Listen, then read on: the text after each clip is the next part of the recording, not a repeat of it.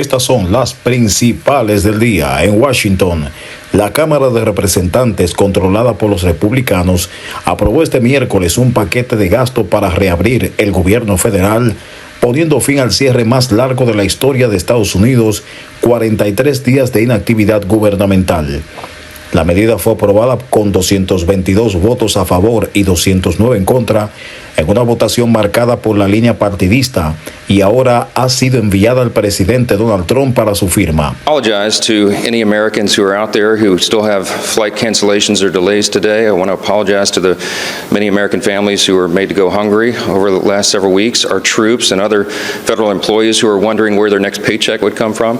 All of that's on the Democrats. Just never forget, they voted 15 times between the House and the Senate to close your government. The leader is a reflection of the party, and Senate Democrats have selected their leadership to represent them.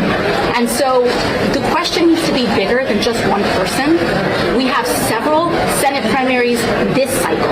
I know I'm being asked about New York. That is years from now. I have to remind my own constituents because they think that this election is this year. We actually do have Senate elections this year, and my hope is that people across this country actually participate in their primary elections in selecting their leadership.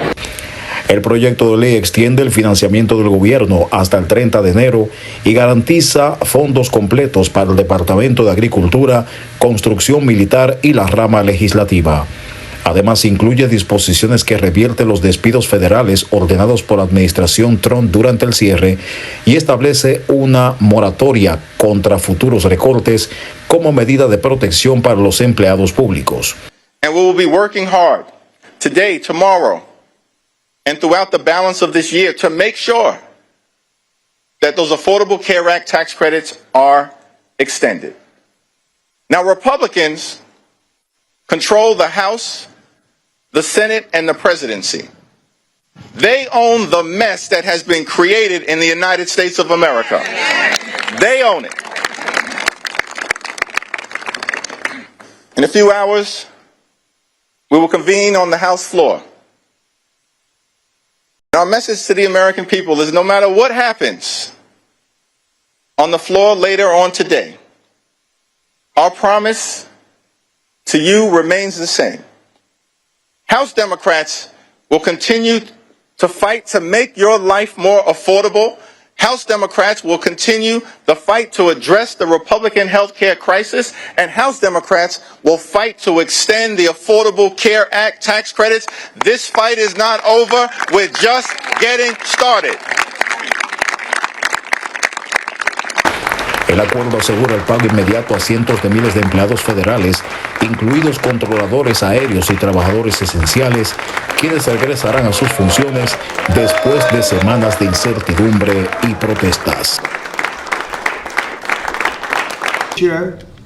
The federal government will now resume normal operations, and my administration and our partners in Congress will continue our work to lower the cost of living, restore public safety, grow our economy, and make America affordable again for all Americans. Again, costs are way down. Energy is way down. Gasoline is at $2.50 a gallon versus $4.70 for the Democrats. And we think we're going to hit pretty close to $2 a gallon. That's like a really massive tax cut. It's the equivalent of that. And speaking of tax cuts, our great, big, beautiful bill is giving everybody in our economy, middle income workers, low income, everybody, the biggest tax cut in the history of our country. And it's no tax on tips, no tax on Social Security, and very importantly, no tax on overtime. You work overtime, there's no tax. That's among the things that add up to the biggest tax cut in history. One other thing, you hear about rich people with deductions. Well, when you buy your car and you borrow money, you're allowed to now deduct the interest on that loan. So you can take that interest deduction and what you can take is that interest payment and deduct it for income tax purposes. That's a tremendous tax cut right there. But it all includes fixing the healthcare system that Democrats broke with the disaster known as Obamacare. Obamacare was a disaster from day one. It's done nothing but go up. And if you remember President Barack Hussein Obama, when he came up with this crazy idea, he said everything's going to be great, rates are going to go down, payments are going to go down, everything's going to go down. It went the exact opposite, with the biggest increase of healthcare in any country. It's a disaster. And I'm calling today for insurance companies not to be paid, but for the money, this massive amount of money, to be paid directly to the people of our country so that they can buy their own health care, which will be far better and far less expensive than the disaster known as Obamacare. And I've had, I think, great support. I've even had Democrat support. So we want the money that would be going to the insurance company, which is hundreds of billions of dollars. You know, their stock prices have gone up by 1,000% in many cases, 1,000% over a short period of time, because our country stupidly pays them so much money with this Obamacare scandal. So I want the money to go directly to you, the people. And you'll go out and you'll buy your own health insurance, and you'll negotiate different plans, and you'll get much better insurance, and you will be an entrepreneur for yourself. So I'm always willing to work with anyone, including the other party. We'll work on something having to do with healthcare. We can do a lot better. We can do great.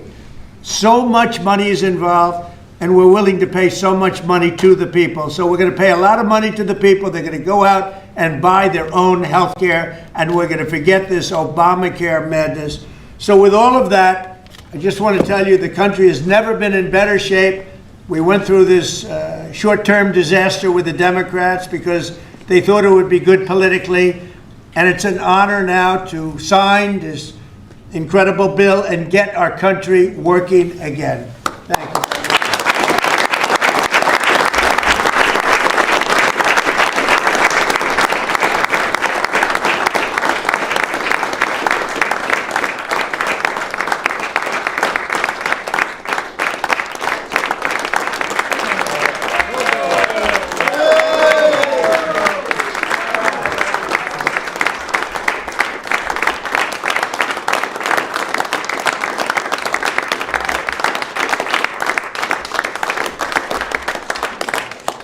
Thank you very much. I don't know if you have questions. I think